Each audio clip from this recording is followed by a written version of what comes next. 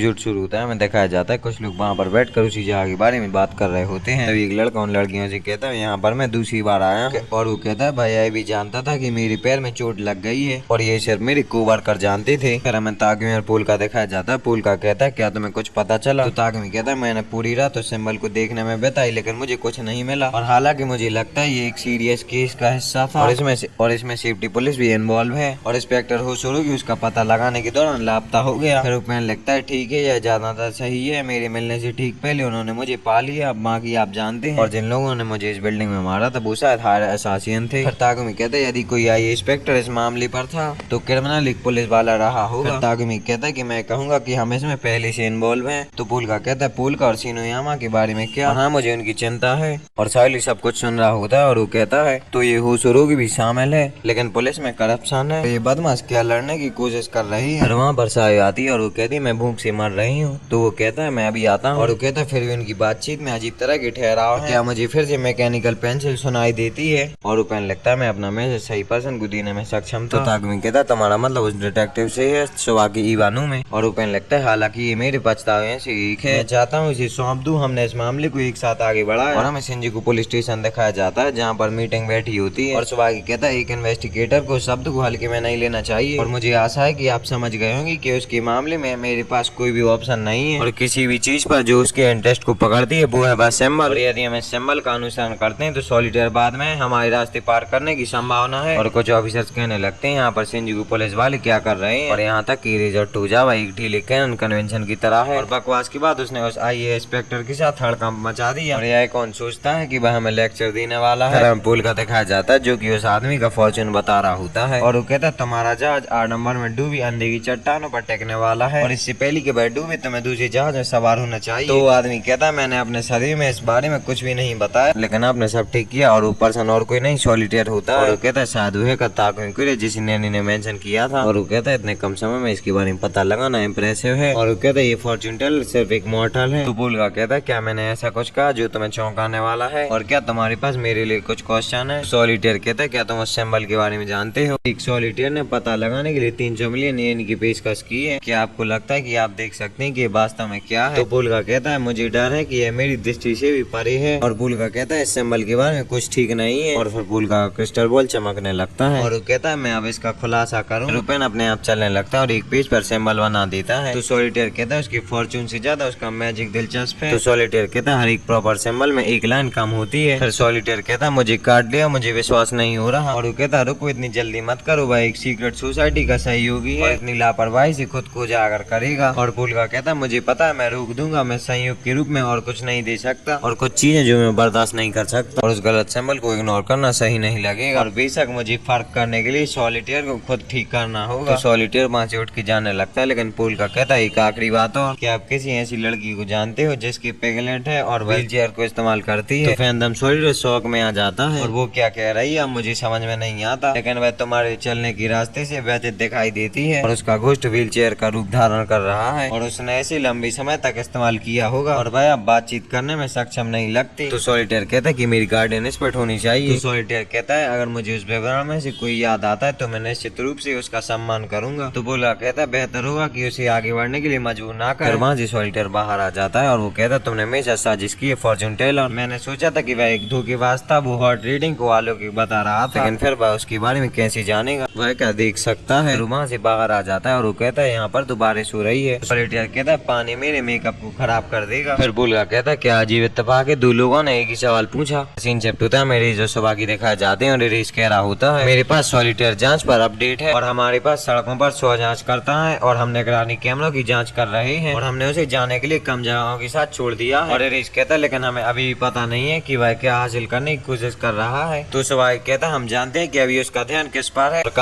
कामी लोग जानते हैं कि उस सिंबल में एरर है लेकिन हम उसे यहाँ पर पॉइंट नहीं कर सकते और दुश्मन कहीं भी हो सकता है और वो जो भी है उन्होंने होशुरूही को छुपा दी। अगर हम लापरवाही से चारे बिखेरेंगे तो हम खा जाएंगे और मुझे पता है सॉलिटेयर का शिकार करना मेरा काम है लेकिन एक से ज्यादा टारगेट होने से मेरे इंस्टिंक्ट समाप्त हो जाते हैं। रेस कहता है और अगर हम सॉलिटेयर को पकड़ते हैं तो वो अपनी चाल चलेंगे। और रेस कहता है कि हमें इस बात की खुशी होनी चाहिए कि हमारे पास और ऑफिसर्स हैं। वहाँ पर 2 ऑफिसर्स आते हैं और उनमें से एक ऑफिसर कहता है कि एक ऐसा पर्सन जिसका कैरियर डेड एंड पर आ गया और आप निश्चित रूप से हाई और माइटी काम करते हो। तो सुबह के उनसे कहता है है तारीफ के लिए धन्यवाद, मैं कम से कम इतना तो ऊपर उठ चुका हूँ कि तुम्हें ऑर्डर दे सकूं। तो सौभाग्य की वो ऑफिसर कॉलर पकड़ लेता है और वो कहता है इसे अपने सिर के ऊपर मत चढ़ने दो। तो शुरू की शराबी के रूप में बहुत से लोग अभी भी आपके समय से शिकायत रखते हैं। तो सौभाग्य कहता है आंतरिक मामलों के बारे में मुझ पर गुस्सा करने वाले होटल पुलिस वाले होंगे जो अब इससे बच नहीं सकते। फिर वो ऑफिसर सौभाग्य को छोड़ देता है और वो कहता है मैं तुम्हारी जगह जाने के लिए कह रहा हूँ, हो सकता है कि तुम अपने क्षेत्र में एक बड़े शॉट हो, लेकिन बेहतर होगा कि आप इसे यहाँ देखें। तो सौभाग्य कहता है यहाँ तक कि इंटरनेट रूल्स के व्यवहार भी बेहतर होते हैं। लेकिन फिर से वो ऑफिसर सौभाग्य में पंच मारने वाला होता है, लेकिन रेज उसका हाथ पकड़ लेता है। रेज उसके हाथ को काफी जोर से दबाता है। तो सौभाग्य कहता है मैं ठीक हूँ और सौभाग्य से बार बार बोलता है। तो रेज उसे छोड़ देता है। फिर सौभाग्य सिगरेट निकाल लेता है तो रेज उसकी सिगरेट जला देता है। फिर सौभाग्य कहता है हम सभी कमजोरों को निशाना बनाना बंद करने के लिए सहमत कैसे हो सकते हैं। और वो ऑफिसर रेज से कहता है क्या तुम्हें पता है कि तुम कहाँ पर खड़े हो, तुम्हारा वो स्टिंग ऑपरेशन इलीगल था। तुम्हें क्या लगता है कि अगर तुम और परेशानी खड़ी करोगे तो तुम्हारा क्या होगा। रेज कहता है बेवकूफ मत बनो, मुझे पहले स्टिंग के लिए पनिश किया जा चुका है। फिर वहाँ पर एक व्हाइट कोट पर ऑफिसर आता है और वो कहता है तुम यहाँ ईवा सैन के लिए झगड़े चुनने में समय बर्बाद कर रहे हो। और वो आते आते उस ऑफिसर के पैर में अपनी छड़ी फंसा देता है और उसे नीचे गिरा देता है। और जब वो ऑफिसर गिरने वाला होता है तभी वहाँ पर एक ऑफिसर उसका हाथ पकड़ लेता है और खींच देता है। और वो कहता है क्या तुम ठीक हो। और वो ऑफिसर जैसे ही उठता है तो उसका हाथ लचक जाता है। और वो ऑफिसर कहता है तुम लकी हो कि मैं यहाँ पर हूँ और रेस को नहीं पता होगा इसका इलाज कैसे करते हैं। और उसका हाथ पकड़ के जोर से पीछे करके खींच देता है और वो कहता है प्रॉब्लम सॉल्व। और उसका नाम होता है डॉन जुतुजावा। और व्हाइट कोट वाला ऑफिसर कहता है यार क्या राहत है, मैं खुश हूँ कि कोई बड़ी परेशानी नहीं हुई। और उसका नाम होता है रनमारू यात्सु। और अगर भाई मैं तुम्हें सच बताऊं तो इन लोगों ने उसे जानबूझकर पटका है। फिर वहाँ पर एक ऑफिसर और आता है और वो कहता है यहाँ पर क्या चल रहा है। और वो लोग कहते हैं सीनियर कमिश्नर हवा की। और वो लोग कहते हैं कुछ भी तो नहीं सर। वहाँ पर एक ऑफिसर और कहता है मैंने बस एक घायल सहकर्मी का प्राथमिक उपचार किया, क्या ये सही नहीं है। और वो लोग वहाँ से चले जाते हैं और सौभाग्य एक ऑफिसर के साथ कमरे में आता है। और वो ऑफिसर सौभाग्य से कहता है भी गलत हो सकते हैं लेकिन उन्हें भड़काने की कोशिश मत करो, सॉलिटेयर की वीडियो ने हम सभी को पहले ही सतर्क कर दिया। और वो ऑफिसर कहता है बेब्स बनाने का प्रयास मत करो, मैं तुम्हारे लिए बस इतना ही कवर कर सकता हूँ। और वहाँ से सौभाग्य चला जाता है और वो कहता है इस मामले में और भी ट्रबल मेकर शामिल हो सकते हैं और लेमिंग्स भी शामिल है और इसीलिए मुझे उन सभी भरोसेमंद लोगों की जरूरत है जो मुझे मिल सकते हैं। यहाँ पर वो सारे ऑफिसर काफी स्टाइल से साथ में चलते हैं। और वहाँ पर कुछ ऑफिसर कहते हैं खैर किसी भी तरह कंपास थ्री का काम नहीं बदलता है। और वो लोग कहते हैं हम इसे देखने अपने हार्ट और सोल को लगा देंगे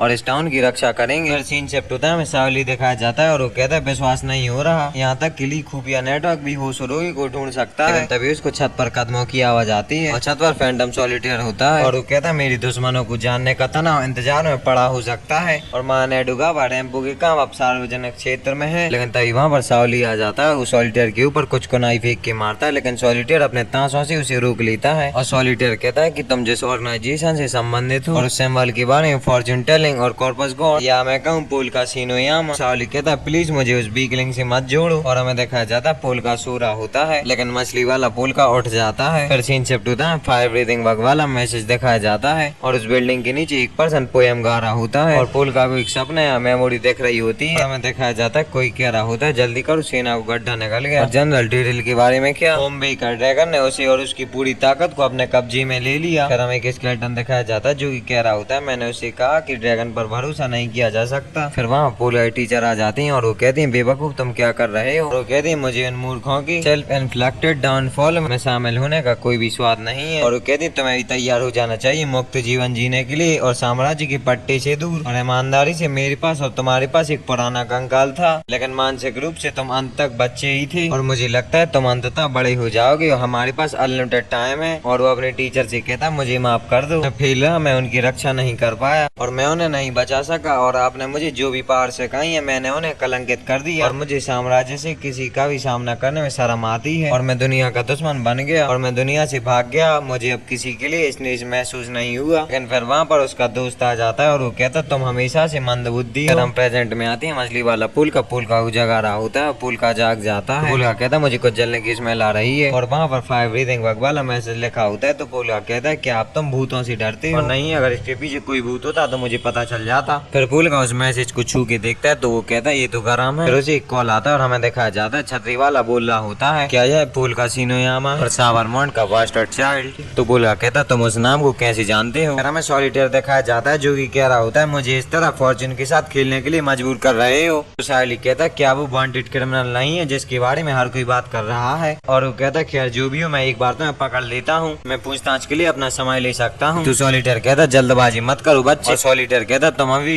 यंग हो और अभी सुबह के 3 बजे हैं, तो एक अच्छे बच्चे की तरह बिस्तर पर जाओ। फिर सावली एकदम से अटैक कर देता है, तो सॉलिटेयर उसे डॉज कर लेता है। तो सॉलिटेयर कहता है मैं मानता हूँ कोई बच्चा इस तरह नहीं चलता। तो सॉलिटेयर कहता है तुम इतना ही तेज नहीं हो, लेकिन सावली अपनी फिंगर्स में से काफी सारी ब्लेड्स निकाल लेता है और वो फिर से उस पर अटैक कर देता है, लेकिन वो डॉज कर लेता है और दूर से कोई उसे देख रहा होता है। और वो कहता है यहाँ पर एक्टिविटी हुई है, फिर हमें ताकेरू दिखाया जाता है। और वो कहता है लेकिन बिल्कुल वैसी नहीं जैसी हमने उम्मीद करी थी। मैं उस थ्रिल सीकर पर विश्वास नहीं कर सकता और वो मेरे ग्रैंडफादर के बॉडीगार्ड में से एक से लड़ रहा है। और वह ताकेरू कहता है हम भी अपना कदम उठाएंगे। जब संघर्ष क्षेत्र को सुरक्षित करने की बात आती है, ताकेरू कॉफी बनाता है और वो कहता है सबसे जरूरी क्वेश्चन लूट के साथ कैसे चलना है। और इसी के साथ ये एपिसोड खत्म हो जाता है।